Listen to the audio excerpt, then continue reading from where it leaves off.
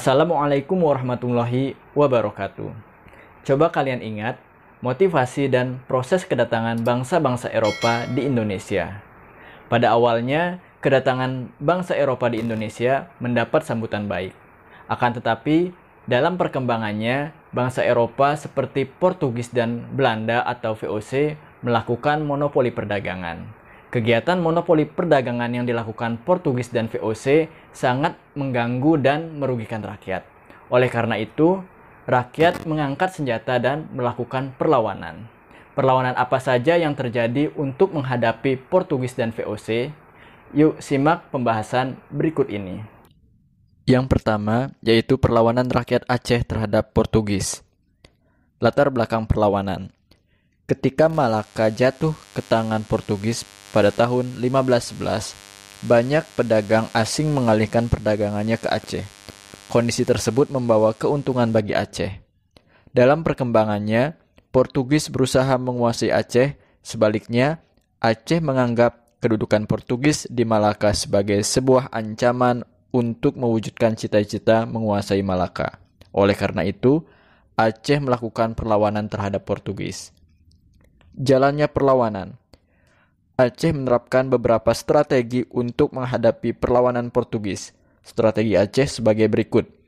Yang pertama, melengkapi kapal-kapal dagangnya dengan senjata, prajurit, dan meriam. Yang kedua, melakukan kerjasama dengan kerajaan-kerajaan lain seperti Kalikut dan Demak. Yang ketiga, mendatangkan bantuan persenjataan, pasukan, dan ahli perang dari Turki. Setelah kekuatan Aceh dirasa cukup, pasukan Aceh di bawah pimpinan Sultan Alauddin Riayat Shah Al-Kahar menyerang Portugis di Malaka. Portugis mampu menggagalkan serangan ini setelah mengerahkan semua pasukannya. Portugis kemudian membalas serangan Aceh pada tahun 1569. Akan tetapi, serangan tersebut juga mampu digagalkan oleh pasukan Aceh. Aceh semakin tumbuh menjadi kekuatan besar pada masa pemerintahan Sultan Iskandar Muda. Di bawah kepemimpinan Sultan Iskandar Muda, Aceh kembali menyerang kedudukan Portugis di Malaka. Selain untuk mengusir Portugis, serangan ini bertujuan mewujudkan mimpi menyatukan Aceh dan Malaka. Oleh karena itu, Sultan Iskandar Muda menghimpun kekuatan untuk menyerang Portugis di Malaka. Cara yang dilakukan Sultan Iskandar Muda sebagai berikut. Yang pertama, mendatangkan kuda-kuda dari Persia. Yang kedua, membentuk pasukan gajah dan milisi infanteri. Yang ketiga, menyediakan kapal yang mampu memuat 600 hingga 800 prajurit. Yang keempat, menempatkan pasukan pengawas di jalur-jalur perdagangan wilayah kekuasaannya. Kemudian, pada tahun 1629, pasukan Aceh di bawah Sultan Iskandar Muda melakukan serangan besar-besaran terhadap Portugis di Malaka. Serangan ini sempat menyebabkan Portugis kewalahan dan harus mengerahkan semua kekuatan menghadapi pasukan Sultan Iskandar Muda. Serangan Aceh ini belum berhasil mengusir Portugis dari Malaka. Pada tahun-tahun berikutnya, pasukan Aceh dan Portugis saling menyerang. Akan tetapi, baik Aceh maupun Portugis tidak bisa saling menguasai. Yang kedua, perlawanan rakyat Maluku terhadap Portugis dan VOC. Perlawanan terhadap Portugis. Awal kedatangan Portugis di Maluku mendapat sambutan baik dari raja dan penduduk setempat. Akan tetapi, setelah Portugis berhasil menyingkirkan Spanyol dari Maluku melalui perjanjian Saragossa pada tahun 1529, Portugis berupaya menerapkan praktik monopoli perdagangan rempah-rempah. Praktik monopoli tersebut difokuskan ke daerah Ternate sebagai pusat perdagangan rempah-rempah di Kepulauan Maluku. Dalam perkembangannya, Portugis juga turut campur dalam urusan pemerintahan Kesultanan Ternate. Kedua tindakan Portugis tersebut memicu perlawanan rakyat Ternate.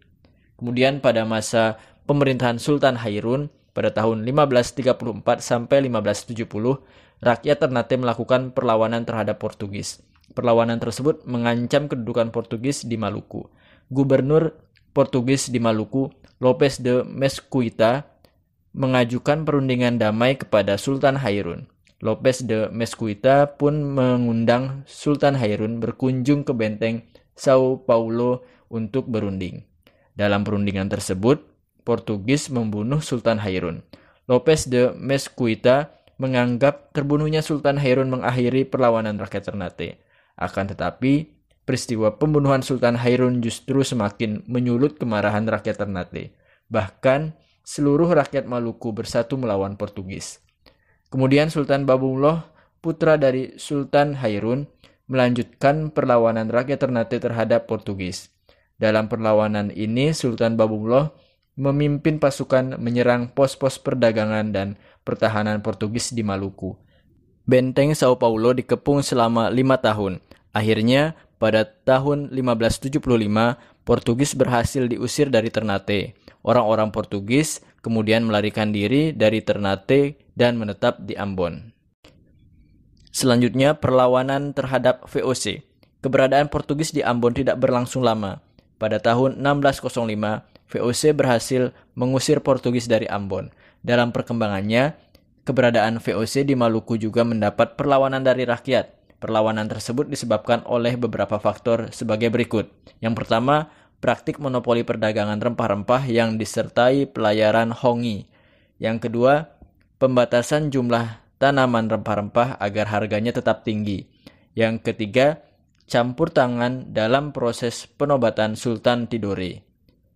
Kemudian pada tahun 1635 sampai 1646, VOC harus menghadapi serangan sporadis dari rakyat Hitu yang dipimpin oleh Kakiali dan Teluka Besi. Perlawanan ini meluas sampai Ambon. Selanjutnya, pada tahun 1650, rakyat Ternate di bawah pimpinan Kecili Said juga melakukan perlawanan terhadap VOC. Serangan-serangan tersebut berhasil dipatahkan oleh VOC karena pihak VOC memiliki persenjataan yang lebih canggih. Kemudian pada tahun 1680, VOC berhasil menjadikan Tidore sebagai salah satu vasalnya. Akan tetapi, penempatan Tidore sebagai vasal atau daerah bawahan menimbulkan kebencian dari Sultan Nuku. Kebencian Sultan Nuku memuncak ketika VOC ikut mencampuri suksesi kerajaan di Tidore dengan mengangkat putra Alam sebagai sultan. Tindakan VOC ini menyalahi tradisi kerajaan karena seharusnya Sultan Nuku yang berhak menjadi Sultan Tidore. Sultan Nuku yang merasa tertindas atas tindakan VOC tersebut kemudian melakukan perlawanan. Perlawanan rakyat yang dipimpin oleh Sultan Nuku mendapat bantuan dan dukungan dari Sultan Ternate, pimpinan Raja Ampat, serta orang-orang Gamreng dari Halmahera. Kemudian serangan dengan kekuatan besar dan bertubi-tubi dari pasukan Sultan Nuku yang mendapat dukungan dari EIC atau Kongsi Dagang Inggris akhirnya berhasil mengembalikan kekuasaan Tidore. Keberhasilan ini mengantarkan Sultan Nuku kembali menduduki tahta kerajaan dan melepaskan Tidore sebagai vasal VOC. Yang ketiga, perlawanan rakyat Mataram terhadap VOC. Sultan Agung merupakan sultan ketiga Kesultanan Mataram yang memerintah pada tahun 1613 sampai 1645 Masehi. Di bawah pemerintahan Sultan Agung, Mataram berhasil mencapai puncak kejayaan dan menguasai hampir seluruh Pulau Jawa. Salah satu wilayah yang saat itu belum berhasil ditaklukkan Sultan Agung adalah Batavia, yang saat itu dikuasai oleh VOC. Sultan Agung menganggap kedudukan VOC di Batavia dianggap sebagai ancaman. VOC sering menghalang-halangi kapal dagang Mataram yang akan berdagang ke Malaka. Oleh karena itu, Sultan Agung mengirim pasukan Mataram ke Batavia untuk menyerang VOC. Serbuan pertama ke Batavia. Pada tahun 1628, Sultan Agung mengirim pasukan Mataram menyerang VOC ke Batavia. Dalam serangan ini, Sultan Agung mengangkat Tumenggung Bahurekso sebagai panglima perang pada 22 Agustus 1628. Pasukan Mataram berhasil mendarat di Marunda, saat ini sebelah timur Cilincing, Jakarta, dan mendirikan benteng pertahanan dari bambu. Akan tetapi upaya ini diketahui oleh VOC yang kemudian membakar perkampungan di sekitar benteng tersebut. Selanjutnya, pasukan Mataram berusaha membendung Sungai Ciliwung agar benteng VOC kekurangan air. Strategi ini sempat menyebabkan VOC kekurangan air dan terjangkit wabah penyakit kolera.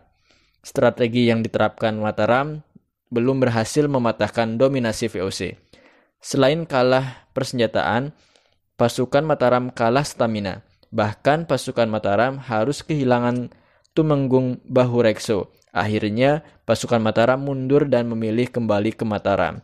Meskipun pasukan Mataram kalah, Sultan Agung tidak menyerah dan berencana melakukan serangan kedua. Kemudian serbuan kedua ke Batavia.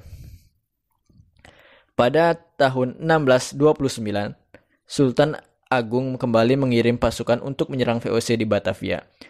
Sebelum melakukan penyerangan, Sultan Agung menyusun strategi dengan belajar dari kekalahan. Sultan Agung berusaha memperkuat armada militer dan meningkatkan jumlah persenjataan. Untuk mendukung kebutuhan makanan pasukannya, Sultan Agung membangun lumbung-lumbung makanan di Tegal dan Cirebon. Di bawah pimpinan Dipati Puger dan Dipati Purbaya, 80.000 pasukan Mataram berhasil sampai di depan gerbang Batavia. Dalam serangan ini, pasukan Mataram berhasil menghancurkan benteng Hollandia dan menerobos masuk Batavia. Akan tetapi, serangan pasukan Mataram terhenti oleh pertahanan pasukan VOC. Selain itu, Gubernur Jenderal J.P. Kun mengirim kapal perang ke Tegal dan Cirebon untuk membakar lumbung padi pasukan Mataram. Tindakan J.P. Kun tersebut menyebabkan pasukan Mataram yang bertempur di Batavia kekurangan bahan makanan. Akhirnya, akibat kelelahan, pasukan Mataram memutuskan mundur. Kekalahan tersebut tidak mengurangi semangat dan cita-cita Sultan Agung untuk menaklukkan seluruh Pulau Jawa. Semangat Sultan Agung dan pasukan Mataram tersebut menyebabkan VOC segan. Melalui kemampuan diplomasinya, Sultan Agung berhasil memaksa VOC mengirim upeti secara periodik ke Mataram. Akan tetapi, sepeninggal Sultan Agung pada tahun 1645, VOC berhasil melemahkan Mataram.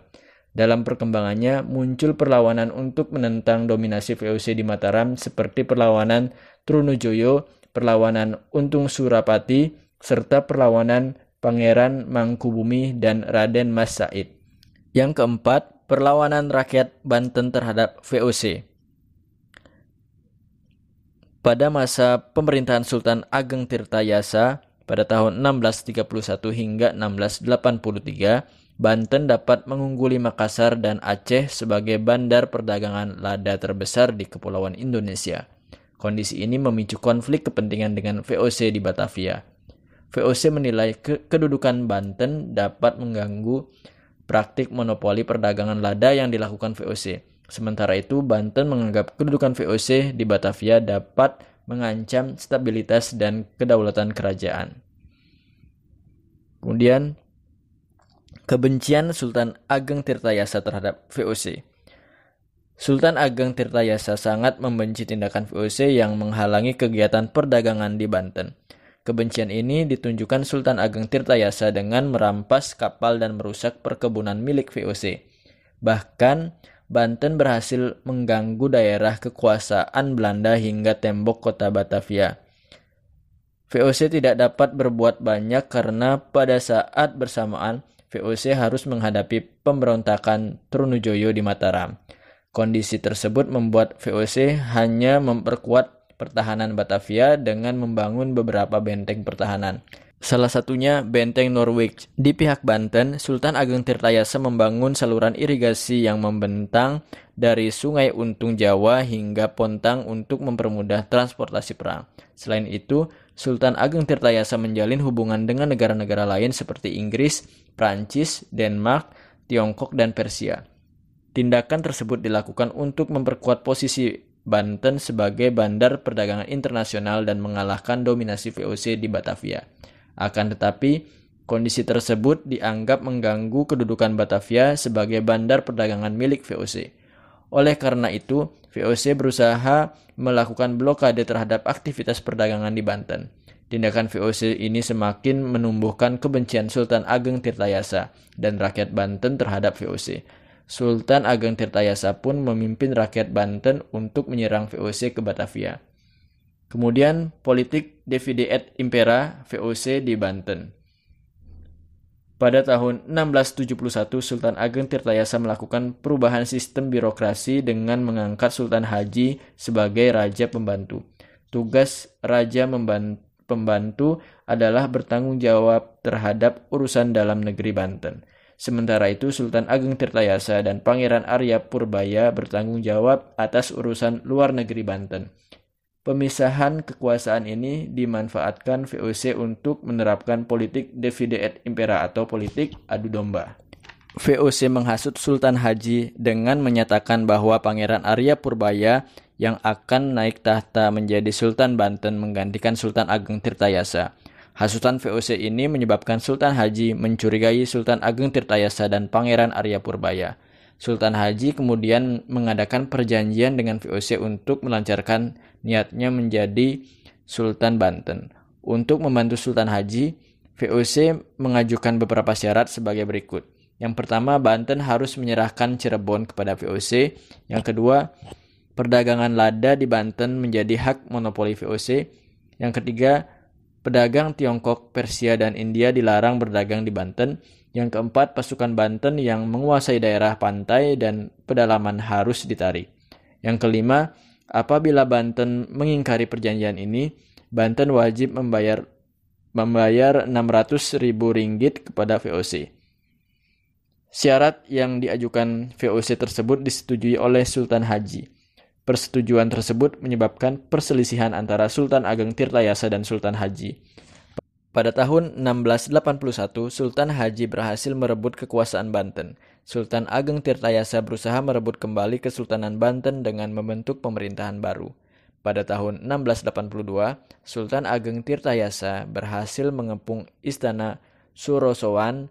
Sultan Haji yang terdesak segera meminta bantuan VOC.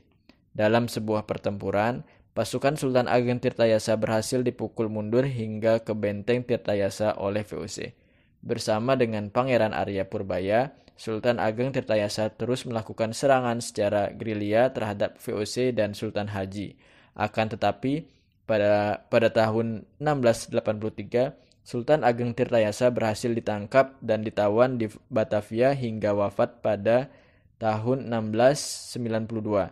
Dalam perkembangannya, Banten hanya menjadi bayang-bayang VOC. Yang kelima, perlawanan rakyat Makassar terhadap VOC. Perdagangan bebas di Makassar. Di bawah kepemimpinan Sultan Hasanuddin, Makassar menjadi wilayah terbuka bagi para pendatang. Makassar mengizinkan pedagang-pedagang asing seperti Inggris, Denmark, dan Portugis membangun loji di Makassar. Meskipun demikian, masyarakat Makassar sangat menentang tindakan monopoli perdagangan. Kedudukan Makassar sebagai bandar transito menyebabkan banyak kapal dari berbagai daerah dan negara singgah di wilayah Makassar. Salah satunya Pelabuhan Somba Opu. Pelabuhan Somba Opu menjadi pasar utama rempah-rempah dari Maluku. Dalam perkembangannya, Pelabuhan Somba Opu menjadi daya tarik VOC untuk memonopoli perdagangan rempah-rempah. Kondisi inilah yang memicu konflik antara rakyat Makassar dan VOC. Kemudian, serangan VOC terhadap Makassar. Pada tahun 1634, VOC memblokade Pelabuhan Somba Opu. Akan tetapi, usaha ini gagal karena kapal Makassar berukuran kecil sehingga dengan gesit mencari jalur baru. Pada tahun 1654, VOC kembali menyerang Makassar. Penyerangan VOC tersebut mengalami kegagalan karena rakyat Makassar memberikan perlawanan sengit di bawah pimpinan Sultan Hasanuddin. Selanjutnya, pada tahun 1666, VOC mengerahkan armada yang besar untuk menaklukkan Makassar. Perlawanan antara rakyat Makassar dan VOC berlangsung sengit. Untuk menghadapi perlawanan tersebut, VOC menjalin kerjasama dengan seorang pangeran Bugis bernama Arupalaka.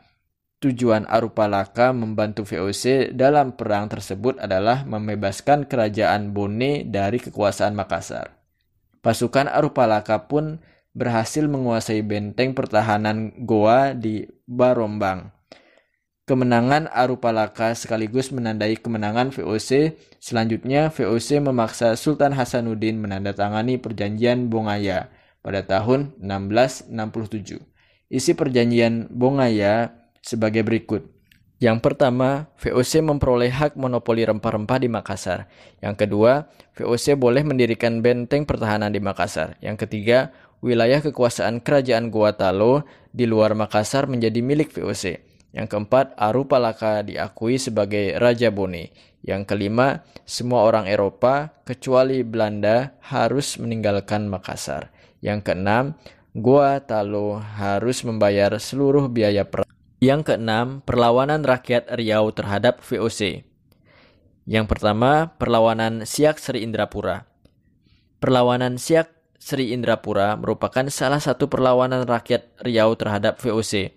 Perlawanan Siak Sri Indrapura dipimpin langsung oleh Sultan Siak, Sultan Abdul Jalil Rahmat Syah. Untuk memperkuat pertahanan, Sultan Abdul Jalil Rahmat Syah membangun benteng pertahanan di Pulau Bintan. Pembangunan benteng dilakukan untuk mempermudah serangan terhadap pertahanan VOC di Malaka. Serangan pasukan kerajaan Siak Sri Indrapura ke Malaka dipimpin Raja Lela Muda. Akan tetapi, sebelum penyerangan ini berakhir, Sultan Abdul Jalil Rahmat Syah wafat. Kemudian perlawanan kerajaan Siak dilanjutkan oleh Sultan Abdul Jalil Muzaffar Syah, putra Sultan Abdul Jalil Rahmat Syah. Sultan Abdul Jalil Muzaffar Syah mengangkat putra Raja Lela Muda, Raja Indra Pahlawan, sebagai komandan pasukan Siak. Di bawah kepemimpinan Sultan Abdul Jalil Muzaffar Syah, rakyat Siak gigih melakukan perlawanan terhadap VOC. Ketika menghadapi serangan pasukan Siak, VOC melakukan blokade ekonomi untuk melemahkan kekuatan Siak. Upaya ini dilakukan dengan membangun benteng-benteng pertahanan di sepanjang jalur pelayaran menuju Sungai Siak. Kapal-kapal dagang yang akan menuju Sungai Siak ditahan VOC di benteng-benteng tersebut. Akibatnya, perdagangan di Siak menjadi sepi dan perekonomian kerajaan terganggu. Siak pun menyiapkan kekuatan yang lebih besar untuk melawan aksi VOC tersebut. Kemudian pada tahun 1792, terjadi pertempuran antara pasukan Siak dan VOC di Pulau Guntung. Siak mempersiapkan kapal dengan persenjataan lengkap untuk menghancurkan pertahanan VOC. Meskipun demikian, pertahanan VOC di Pulau Guntung menyebabkan pasukan Siak kewalahan. Untuk menghadapi serangan pasukan Siak tersebut, VOC mendatangkan bala bantuan yang terdiri atas orang-orang Tionghoa. Kemudian, siasat hadiah Sultan. Selama pertempuran di Pulau Guntung, pasukan VOC mampu unggul karena persenjataan VOC lebih lengkap dan canggih. Pertempuran yang terjadi telah berlangsung selama 1 bulan menyebabkan pasukan Siak kelelahan. Oleh karena itu, Sultan Siak memerintahkan pasukannya mundur ke garis pertahanan. Sultan Siak berpendapat bahwa pasukan Siak tidak akan menang apabila tetap melanjutkan pertempuran. Untuk mengatasi permasalahan tersebut, Sultan Siak bersama para panglima mengatur siasat baru. Mereka sepakat tidak akan melawan VOC dengan peperangan, tetapi melalui siasat tipu daya. Siasat perang ini dikenal dengan nama siasat hadiah Sultan. Dalam siasat tersebut, Sultan diminta berpura-pura berdamai dengan VOC. Ajakan damai ini pun disambut baik oleh VOC.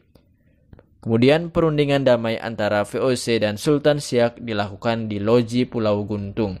Dalam perundingan itu, VOC memaksa Sultan Siak melakukan kesepakatan yang isinya sangat merugikan rakyat Siak.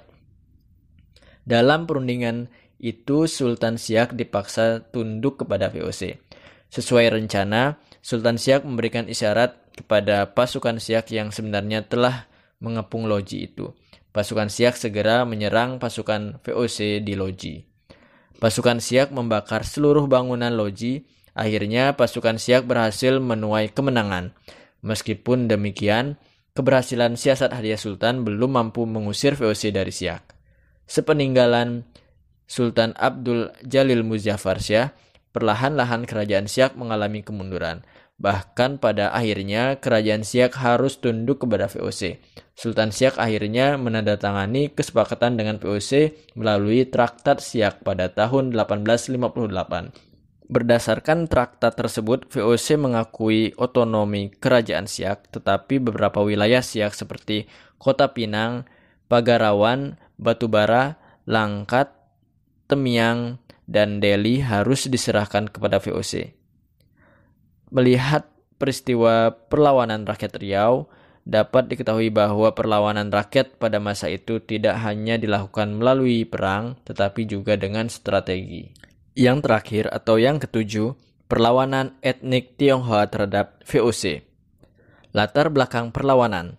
Di bawah kekuasaan VOC, Batavia menjelma sebagai pusat perdagangan yang sangat penting. Pelabuhan Batavia menjadi pintu keluar masuk bagi berbagai komoditas yang laku di pasar internasional. Akan tetapi, memasuki abad ke-18, perekonomian dunia mengalami guncangan yang menyebabkan turunnya harga gula. Kondisi ini turut mempengaruhi perekonomian kota Batavia. Akibatnya, angka pengangguran di Batavia meningkat. Jumlah pengangguran tersebut diperparah dengan jumlah imigran etnik Tionghoa yang tidak mempunyai keahlian. Peningkatan jumlah pengangguran tersebut menyebabkan kondisi tidak nyaman di kota Batavia. Aktivitas perekonomian pun terhenti.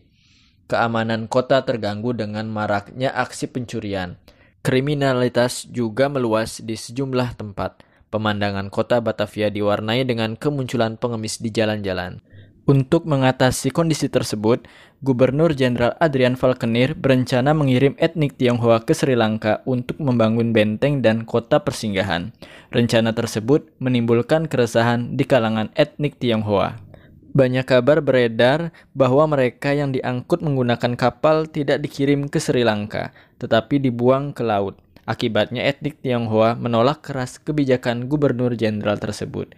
Bahkan mereka mengancam melakukan pemberontakan dan menghancurkan kota Batavia. Mereka kemudian melengkapi diri dengan senjata untuk mengantisipasi serangan pasukan VOC. Kemudian jalannya perlawanan. Pada tanggal 9 Oktober 1740 terjadi huru-hara di kota Batavia. Para serdadu VOC melakukan perampokan dan pembersihan etnik Tionghoa. Permukiman Tionghoa dibakar, rumah Kapitan Tionghoa Ni Hu Kong dijarah dan dihancurkan. Sang kapitan yang bertanggung jawab atas segala aktivitas orang-orang Tionghoa itu ditangkap dan akhirnya wafat dalam pengasingan di Ambon. Tragedi 9 Oktober 1740 tidak hanya berakibat pada kehidupan sosial politik di Batavia, tetapi juga berakibat pada ketidakstabilan politik di Jawa. Setelah peristiwa 9 Oktober 1740, etnik Tionghoa berusaha meninggalkan Batavia.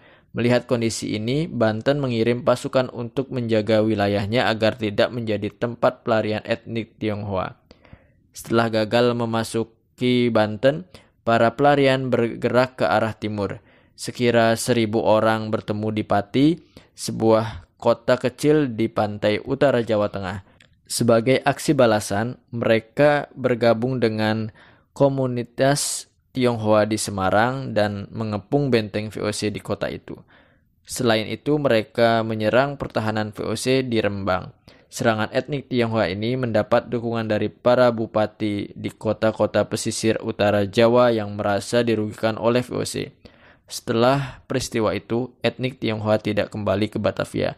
Mereka memilih menetap di pesisir utara Pulau Jawa, khususnya daerah Jawa Tengah. Mereka kembali ke Batavia setelah VOC mengeluarkan kebijakan baru berupa pemberian izin tinggal kepada etnik Tionghoa di luar tembok kota Batavia.